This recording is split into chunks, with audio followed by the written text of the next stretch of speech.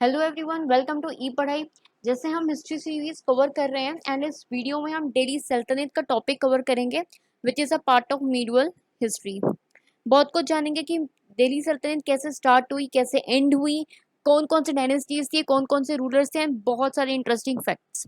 But before we start, अगर आपने ई पढ़ाई को अभी तक सब्सक्राइब नहीं करा है तो इससे पहले सब्सक्राइब कर लीजिए and click the bell icon for the notification of a coming videos. Okay, so let's begin.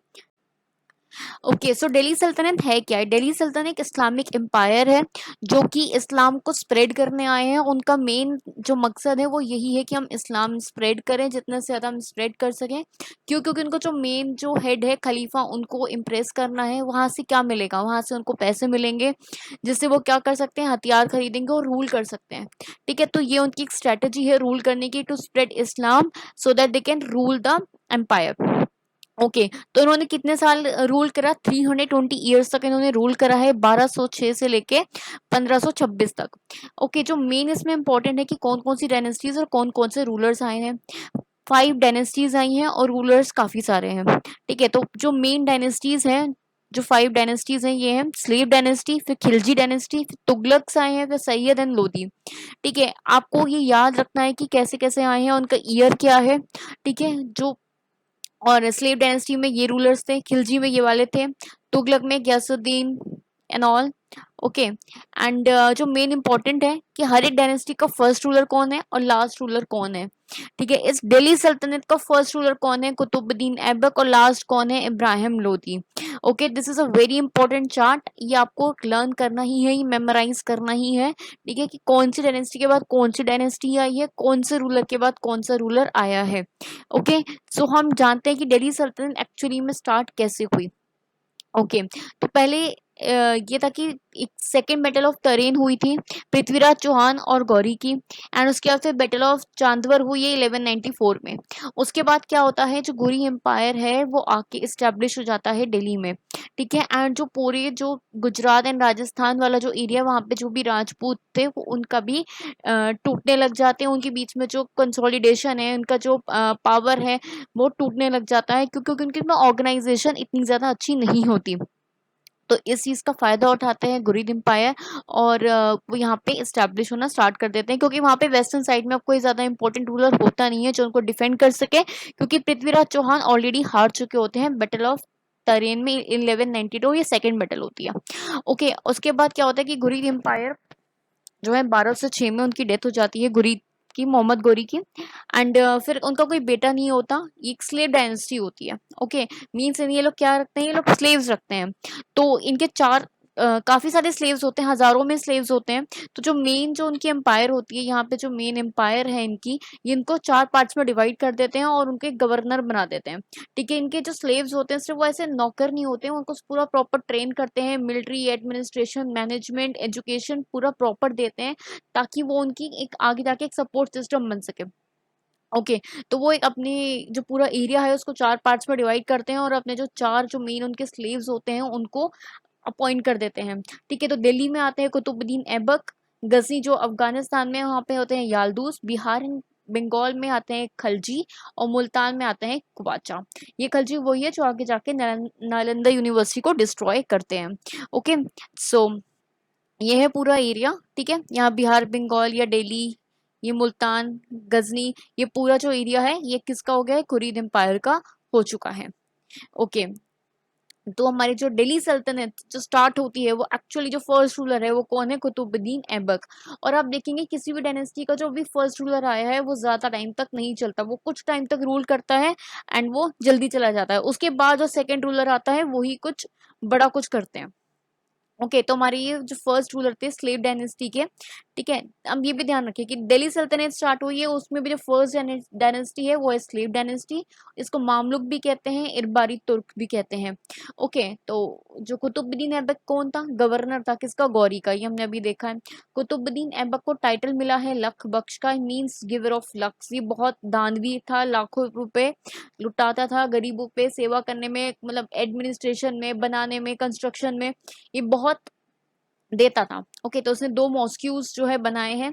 एक कुव्वतुल इस्लाम है दिल्ली में, दिस इज द मॉस्कियो, और एक 2.5 दिन का झोपड़ा बनाया है अजमेर राजस्थान में। ओके, एंड जो कुतुब मीनार है दिल्ली में, उसका जो फर्स्ट टावर है वो भी कुतुबुद्दीन ऐबक ने बनाया है। एंड ये कुतुबुद्दीन ऐबक के नाम पे नहीं है, एक बहुत बड़े सूफी सेंट थे ख्वाजा कुतुबुद्दीन बख्तियार काकी, उनके नाम पर है। ये बहुत इंपॉर्टेंट है, और ये सिर्फ फर्स्ट टावर बना था, मीन्स फर्स्ट फ्लोर बना था। And he died while playing पोलो, ये पोलो खेलते खेलते इनकी डेथ हो गई थी। ये रहा 2.5 दिन का झोपड़ा। Okay, and this is the photo ही, मतलब ये जो पोलो खेलते खेलते इनकी डेथ हो जाती है। ओके, एंड फिर आते हैं इल्तुतमिश। इल्तुतमिश इनके दामाद होते हैं। ओके, एंड ये क्या करते हैं, ये इन जो कुतुबुद्दीन ऐबक का जो बेटा होता है राम बख्श, उनको मार के खुद गद्दी पे बैठ जाते हैं। और जैसे ही ये गद्दी पे बैठ जाते हैं तो जो भी राजस्थान वाला जो एरिया होते हैं, जो राजपूत होते हैं, वो इनके अगेंस्ट हो जाते हैं, वो विद्रोह कर देते हैं कि आप जो है एक प्रॉपर रूलर नहीं है। जो एक्चुअल रूलर कौन था, वो राम बख्श था, आपने धोखे से इस पर आए हो। तो उन्होंने मौका देखा और सब क्या हो जाते हैं, इंडिपेंडेंट अपने आप को घोषित कर देते हैं। लेकिन ये बहुत अच्छा स्टैब्लिशमेंट दिखाते हैं, ठीक है, और अपने आप को कंसोलिडेट करते हैं, पूरा एम्पायर जो है अच्छे से स्टैब्लिश करते हैं और काफ़ी सारी एक्सपेंशन करते हैं। ठीक है, तो उनकी जो एक्सपेंशन है वो नॉर्थ ईस्ट तक जाती है, नॉर्थ ईस्ट तक पूरा एक्सपेंड करते हैं। ठीक है, गुजरात में नहीं कर पाते क्योंकि गुजरात में क्या होते हैं, चालुक्यास होते हैं, तो यहाँ पे ये साउथ में एक्सपेंड नहीं कर पाते। ये आप ध्यान रखिएगा, साउथ में भी कोई एक्सपेंशन नहीं हो रही है, सिर्फ नॉर्थ नॉर्थ में ही एक्सपेंशन हुई है। ओके, और इनको बहुत ज़्यादा डेंजर होता है किस चीज़ का, मंगोल्स का। तो मंगोल्स जो होते हैं वहाँ पे बहुत ही ज़्यादा पावरफुल एम्पायर है, इनको कोई भी नहीं हरा पाया था, ये बहुत ही ज़्यादा पावरफुल होते हैं। ठीक है, तो नॉर्थ वेस्ट में जो है मंगोल्स का अटैक होने का बहुत ज़्यादा डर रहता है। ठीक है, तो ये जो मंगोल्स हैं नॉर्थ वेस्ट में, एक्चुअली गजनी होते हैं वहाँ पे, जो कि एक ख्वारिज्म एम्पायर होती है। ठीक है, इसको मंगोल्स खत्म कर देते हैं। तो वहां से जो जलालुद्दीन है वो भाग कर आता है इल्तुतमिश के पास और कहता है कि मुझे शेल्टर दो, मेरी हेल्प कर दो, ठीक है, मुझे एक छत्र छाया दे दो, छुपने के लिए जगह दे दो। लेकिन इल्तुतमिश जो है वो मना कर देता है कि मैं नहीं आपको शेल्टर दूंगा। क्यों? क्योंकि अगर मैंने शेल्टर दी तो कल को मंगोल्स मेरे पे अटैक कर देंगे। इस वजह से जो है ये है इल्तुतमिश मंगोल्स का जो है एक विश्वास जीत लेते हैं, और इसी वजह से मंगोल्स अटैक नहीं करते एंड वो सेफ हो जाते हैं। ठीक है, अब जो चेंजेस आते हैं इल्तुतमिश जो भी अपने सोसाइटी में जो भी चेंजेस लेकर आते हैं, ये बहुत इंपॉर्टेंट है। ठीक है, ये लेकर आते हैं चालीसा का एक चालीसा इस्टेब्लिश करते हैं। चालीसा क्या है, 40 नोबल्स। ठीक है, मतलब कि 40, कुछ वैसे 40 कहते हैं, ज़्यादा लोग भी होते हैं इसमें, कि कुछ लोग हैं, नोबल्स हैं, जो इनको क्या करते हैं, हेल्प करते हैं, गाइड करते हैं। इनको तुर्के चालगानी भी कहते हैं। इट इज़ वेरी इंपॉर्टेंट कि ये कौन है। ठीक है, ये इक्तदारी सिस्टम यूज़ करते हैं। इक्तदारी सिस्टम मतलब इक्ता means measure of land, land को मेजर कैसे करें। क्यों लैंड को मेजर करना क्यों है? डिस्ट्रीब्यूशन के लिए, एग्रीकल्चर के लिए, टैक्स के लिए। इसलिए एक सिस्टम होना चाहिए ना कि लैंड को मेजर कैसे करें।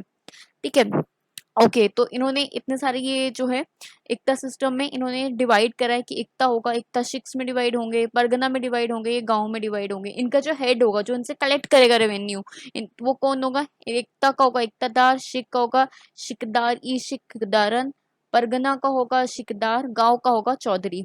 ठीक है, इट इज़ वेरी इंपॉर्टेंट कि यूनिट्स कौन है और उनका हेड कौन है। इन्होंने कॉइन्स जो है इंट्रोड्यूस करे हैं। सिल्वर कॉइन्स को कहते हैं टंका और कॉपर को कहते हैं जीतल। ये भी बहुत इंपॉर्टेंट है। इन्होंने बहुत सारे कॉलेजेस बिल्ड कराए, मदरसा और मुसियम मदरसा। ठीक है, ये भी इंपॉर्टेंट है। ये क्यों कराए? इस्लाम की स्प्रेड के लिए इन्होंने कराए। ठीक है, और जो चालीसा होते थे ये आपको ध्यान रखना है क्यों थे, ये मैनेजमेंट के लिए, एडमिनिस्ट्रेशन के लिए। ठीक है, इसलिए कराए थे। और इन्होंने क्या करा था, इल्तुतमिश ने, इन्होंने खलीफा को एक ट्रिब्यूट भेजा था। ठीक है, कि हम यहाँ पे एक गिफ्ट भेजा था, मीन्स ठीक है, मंसूर भेजा था कि हम यहाँ पर रूल कर रहे हैं, तो मैं यहाँ का रूलर हूँ। तो अपना एक बताने के लिए कि इस्टेब्लिशमेंट मैंने कर ली है, तो वो एक खलीफा एक ट्रिब्यूट भेजते थे। ओके, और उन्होंने कंस्ट्रक्ट करवाए हैं वेल्स, गंधक की बाउली एंड हाउस शमशी, और इन्होंने कुतुब मीनार जो है वो कंप्लीट कराया था। ठीक है, इट इज़ वेरी इंपॉर्टेंट। और ये है बाउली। ओके, तो अब इम्पोर्टेंट जो दो चीज़ें आती है कि उमरा और उलेमा में डिफरेंस क्या होता है। ओके, जो उमरा है ये चालीसा है। ठीक है, दे आर नोबल्स। एंड ये मैनेजमेंट में हेल्प करते हैं सुल्तान को। और उलेमास कौन होते हैं? ये ऑर्थोडॉक्स होते हैं, ठीक है, ये इस्लाम स्कॉलर्स होते हैं जो इस्लाम के बारे में इनको बहुत ज़्यादा नॉलेज होती है, ठीक है। इन दोनों का ही बहुत ज़्यादा ग्रेट इन्फ्लुएंस होता है किस पे? राजा पे, सोसाइटी पे, जो इस्लाम के फॉलोअर्स हैं उन पे। ये लोग क्या कहते हैं, ये लोग क्या सोचते हैं, इनका बहुत ज़्यादा इन्फ्लुएंस होता है। और ये बहुत पावरफुल भी होते हैं, ये आगे जाके यही सब कुछ गद्दी पलटना, राजा को हटाना करना, इनकी बहुत ज़्यादा पावरफुल होते हैं। ओके, अब जो इल्तुतमिश है उनका भी टाइम आ गया, तो नेक्स्ट गद्दी कौन लेगा? इनके काफी सारे बेटे होते हैं, लेकिन इनकी एक बेटी होती है रजिया, ठीक है। She is very popular, very beautiful, बहुत बोल्ड होती है, बहुत ब्रेव होती है, इनको घोड़े चलाना, तलवारबाजी सब कुछ आता होता है, ठीक है। तो इल्तुतमिश को लगता है कि मेरे जो बाकी बेटे वो इतने योग्य नहीं है जितने मेरी बेटी है रजिया, तो उसको नेक्स्ट सुल्तान जो है वो उसको घोषित कर देते हैं। पहली बारी कोई जो सुल्तान में कोई एक वुमेन बैठी थी, कोई एक रूलर जो थी, एक वुमेन थी। उस टाइम पे वुमेन को इतनी रिकॉग्निशन नहीं दिया जाता था कि वो एक पावर कोई दिखाए, ठीक है, कि वो हम पे रूल करे, वो हम पे ऑर्डर्स चलाए। एंड ये दरबार में बिना पर्दे के आ जाती थी, और इस्लाम में है कि थोड़ा पर्दा होता है, ठीक है। एंड ये बहुत बोलती, बहुत सारे सोसाइटी में ऐसे जाके लोगों की क्वेश्चंस पूछती थी और उनको उनके आंसर्स करती थी, ठीक है। एंड इसलिए उलेमा और उलेमा इनको लाइक नहीं करते थे। इन्होंने अल्तुनिया से शादी कर दी थी, एंड ये बहुत ज़्यादा कॉन्स्पिरेसी होती है इनके अगेंस्ट, ठीक है। एंड कहते हैं कि कॉन्स्पिरेसी जो होती है उलेमा और उलेमा ने ही कराई होती है, एंड इनको मरवा दिया जाता है, ठीक है। ओके, तो ओके, अब इनके बाद इनके ही एक इल्तुतमिश का जो एक बेटा होता है वो आता है गद्दी में, जिनका नाम हुआ नजरुद्दीन महमूद शाह, ठीक है। अब इनका जो यंगर बेटा है वो है, और इनका जो वजीर होता है ये है बलबन। और इनकी डेथ के बाद, नजरुद्दीन की डेथ के बाद, जो बलबन है वो सुल्तान बन जाता है। ये जो इल्तुतमिश है इनकी बेटी होती है, उसी से वो बलबन की क्या करा देते हैं? शादी करा देते हैं। तो जो वजीर है वो आगे जाके इन्हीं का दमाद बन जाता है। सबसे ज्यादा रूल जो करा है ये बलबन करते हैं, क्योंकि ऐसे वाले वजीर करते हैं, फिर ऐसा अ, सुल्तान करते हैं, ठीक है। ये समझ जाते हैं कि देखो, पहले एक तो टर्किश चीफ है ये, इनका नाम क्या है? उलुग खान है एक्चुअल में, और टाइटल इनको दिया जाता है जिल्लेलाही का, यानी कि शेडो ऑफ गॉड। वो कहते हैं कि मैं एक भगवान की छाया हूँ, ठीक है, एंड मुझे पूजो, मुझे ऐसे भगवान मानो, मैं ही सब कुछ हूँ, ठीक है। और ये जो नजरुद्दीन मोहम्मद शाह होते हैं उन्हीं की बेटी से शादी कर लेते हैं। ये भी खलीफा को मंसूर भेजते हैं, ठीक है, अपनी रिकॉग्निशन देने के लिए कि मैं एक यहाँ का सुल्तान बन गया हूँ, तो आप मुझे रिकॉग्निशन दो। एंड इनकी खासियत है बहुत ज़्यादा डिसिप्लिन्ड होते हैं, ठीक है, ये बिल्कुल भी नहीं मुस्कुराते अपने कोर्ट में।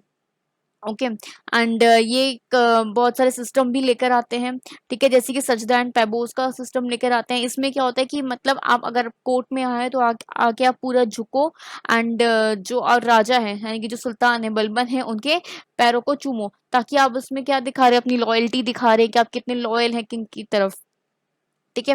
तो इससे क्या दिखाता है? डिवाइन थ्योरी ऑफ किंगशिप, ठीक है। एंड राजपूत का बहुत ज्यादा स्ट्रॉन्ग होल्ड होता है इनके यहाँ पे, ठीक है, उसमें बहुत ज्यादा स्ट्रॉन्ग होल्ड दिखाते हैं, डिस्ट्रॉय कर देते हैं उनको, ठीक है, फॉरेस्ट को काट देना, ठीक है, और वहां पे जो भी पूरा एरिया है उसको कट करा के अफगान सोल्जर्स को सेटलमेंट कराते हैं, ठीक है। ये स्पाइस वगैरह, यानी कि जो जासूस होते हैं उनको भी अपॉइंट करते हैं। ये चालीसा की डेथ करवा देते हैं, उनको मरवा देते हैं, क्यों? क्योंकि उनको पता है चालीसा बहुत इंपॉर्टेंट है, ये जो उलेमास वगैरह हैं ये बहुत इंपॉर्टेंट, इनका बहुत इन्फ्लुएंस है, तो पहले इन्हीं को हटाओ, क्योंकि पहले ये भी उन्हीं का ही पार्ट होते हैं। तो इन्होंने अंदर की कॉन्स्पिरेसी पूरी देखी होती है। इनकी पॉलिसी कैसी होती है? नॉन एक्सपेंशनिस्ट पॉलिसी होती है। इनके पास जितना भी एम्पायर होता है उसको कंसोलिडेट करके रखते हैं, ठीक है। इनका एरिया क्या होता है? हिमालय से लेके विंध्यास तक इनका एरिया होता है, ठीक है। बॉर्डर मैनेजमेंट इनका बहुत अच्छा होता है। ये जो नॉर्थ वेस्ट का एरिया होता है यहाँ पे ये क्या करते हैं? सोल्जर्स रख देते हैं और बहुत सारे फोर्ट्स जो है वो डेवलप कराते हैं। इनको बहुत डर होता है मंगोल्स का, क्योंकि मंगोल्स जो है नॉर्थ वेस्टर्न साइड में बहुत ज्यादा क्या हो रहे हैं? स्ट्रांग हो रहे हैं। और इसलिए ये क्या करते हैं कि वहां पे जो पंजाब है उसका कुछ पार्ट जो है मंगोल्स को दे देते हैं, ताकि वो लोग क्या करें? अटैक ना करें, ठीक है। और जो भी इनकी मिलिट्री में जो भी बड़ी पोस्ट होती है, या एडमिनिस्ट्रेशन एडमिनिस्ट्रेशन में कोई भी बहुत बड़ी पोस्ट होती है, उसमें जो भी मुस्लिम जो नॉन टर्क है उनको वो पोस्ट नहीं देते, ठीक है। इन्होंने अलग से मिलिट्री डिपार्टमेंट स्टार्ट कराया है जिसका नाम होता है दीवाने अर्ज। ओके, उसके बाद इनकी डेथ हो जाती है 1286 में, ठीक है। और इन्होंने बहुत सारे डेवलपमेंट्स करवाए, इसलिए इनको क्या कहते हैं? मेन आर्किटेक्ट ऑफ दिल्ली सल्तनत कहते हैं, ठीक है। इनकी डेथ के बाद क्या होता है? बहुत ज़्यादा डिस्टर्बेंस स्टार्ट हो जाते हैं, बहुत ज़्यादा ट्रबल स्टार्ट हो जाते हैं, ठीक है, कि अब उनका जो नेक्स्ट जो है वो कौन बनेगा? नेक्स्ट सुल्तान कौन बनेगा, तो कोई भी इतना बड़ा सुल्तान जो है उनके उसमें नहीं आता। ठीक है, जो उनका ग्रैंडसन होता है बलबन का, कैकू का। ओके, इसके बाद जो है इनका ज़्यादा स्ट्रॉन्ग होल्ड नहीं रहता, एंड इनकी डेथ के बाद जो है जो स्लेव डायनेस्टी है वो एंड हो जाती है एंड स्टार्ट होती है राइज ऑफ खिलजी डायनेस्टी। तो खिलजी डायनेस्टी इसके बाद आ जाती है। ओके, एंड खिलजी डायनेस्टी जो है जो हम नेक्स्ट वीडियो में कवर करेंगे। Okay, thanks for watching this, I hope you like this video, thank you so much.